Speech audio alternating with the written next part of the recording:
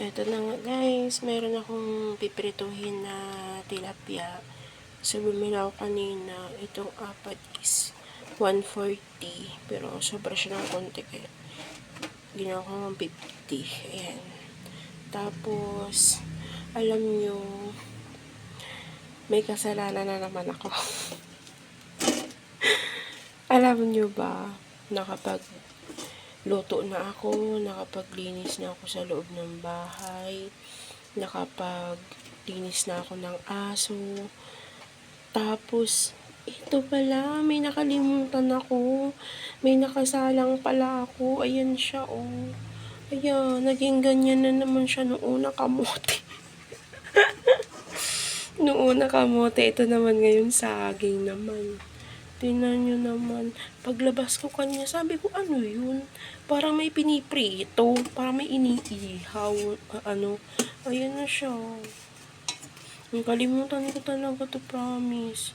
Kung saan ako nagpunta, yung mga aso na nilinisan ko na sa labas, 4 na aso yun. Siyempre, pakainin ko pa, diba?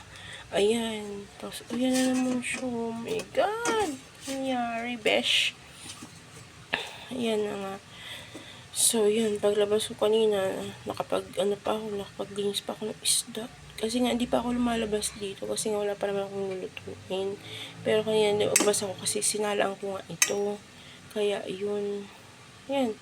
Paglabas ko, ayan na naman siya. Sunog na naman siya. Pero hindi, lang naman yan, balat lang naman yan. Ayan o. Balat lang naman siya. Diba? Lasang sunog lang to. Kaya may yan konti. May lasang sunog. O, diba? Saan ka pa? Ay, nako, dyan na nga kayo. So, salamat at sa inyo, guys. Thank you so much. Eto, magluto ako at baon ko ito mamaya sa shop. Yan. So, bye-bye. Thank you again. Thank you for watching.